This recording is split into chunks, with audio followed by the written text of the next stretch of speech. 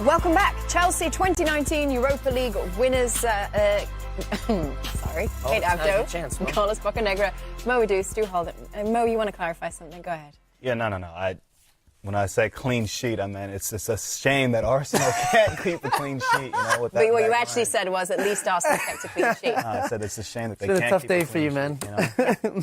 Why are you having Kate beat up on you? Now that we've settled that, let's move on. Olivier Giroud, you talked about him a little bit, Stu. He's the competition's top scorer. He got the nod today over Higuain, and it proved to be a fantastic choice. Yeah, 11 goals is quite the haul for Giroud. And on this goal, which was the opening goal of the game, which really set the tone in the second half, just watch his movement here as this one comes across. So first, Maitland-Niles needs to do a better job here of getting out and stopping this cross, or at least putting more pressure on Emerson. And the run from Pedro here takes Socrates wide out of the channel. And then watch Giroud's movement here. Takes Koscielny inside and then gets across him with his movement. It's a great diving header. I mean, he still has a lot to do from that point, doesn't he, Carlos? Yeah, they've still got a lot to do. I'll tell you what, though, Koscielny's a little bit behind the line there. He's given Giroud that space to run, and Giroud's strong, gets in front of him, snap header. I mean, beautiful ball, beautiful header. I really like Pedro's movement on that play because Pedro's movement draws Socrates out of that space, as you said, and if he's not there, if he's still floating around that central area, I'm sure Socrates cuts that play out, but he doesn't. He draws him out and creates a little passing lane.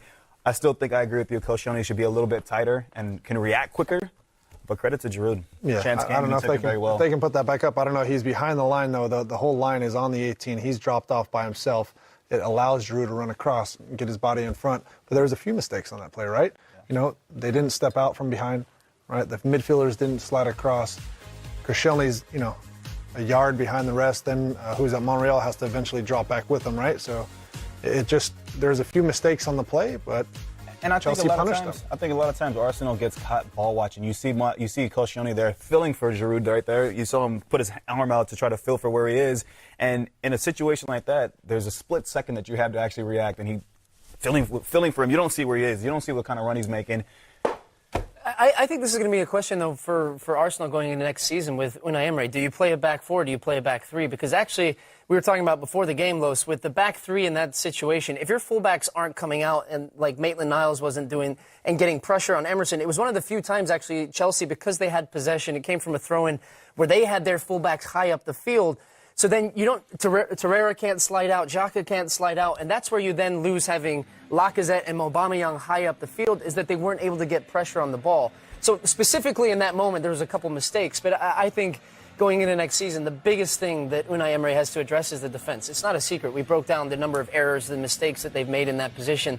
So do they have to go out and buy players? Yes. The personnel clearly isn't good enough right now. You could go through that team. You're not going to have a huge budget to buy players. No, and they're going to have to be very thrifty and clever, like making signings like Guendouzi and Torreira. So they're going to have to scour the market to find those players, maybe younger type players, but players that can come in and make an impact right away. Don't you feel they need to go and spend money like they did on Aubameyang to get quality in today's market? But they don't have that money to spend. So then how are they, so that's why to find players like Guendouzi, that's not going to get you to the Champions League, though. Yeah, you have to find players not Guendouzi, Torreira, guys who can come in. Obviously, the profile is a little bit younger, and that's going to be a little bit of a cheaper player, but you can't just be betting on buying players for the future anymore. You need to buy players that can, whether they're young or not, but you want to shoot for that age range, but guys who can come in and can make an immediate impact, because for so long, Arsenal's bought young players with the hope that they're going to grow into certain players. I mean, look at the roster now. You have guys like Rob Holding and what happens with Mesut Ozil? Mesut Ozil, man, that's a big dilemma on their hands there. He's on a huge wage. He doesn't put out the performances that garner that wage. And so he had a chance today to really put his stamp on this game and show that he deserves to be in the lineup every single week and that he deserves to be on that money. And would you like to see him moved on? I think it's necessary for this club to be successful and progress. On his day, he can be a great player, but I don't think he's shown enough, especially this season, that he can make an impact that warrants that wage, first of all, because that holds them back from being able to go find another player in the market. So it might be time for him to move on. Okay, we're going to take a short break. We'll be right back for you in just a few minutes. Don't go anywhere. Stay with us. Chelsea, the champions of Europe until the Champions League final. But for now, they're the champions of Europe.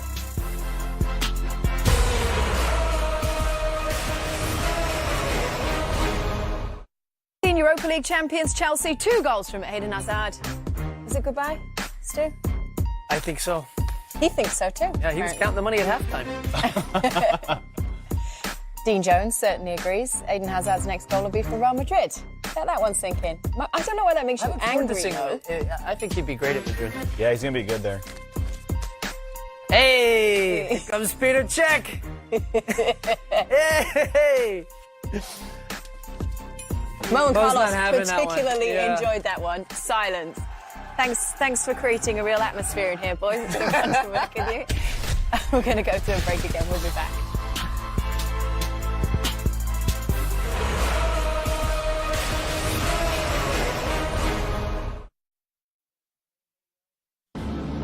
Hi. We're live.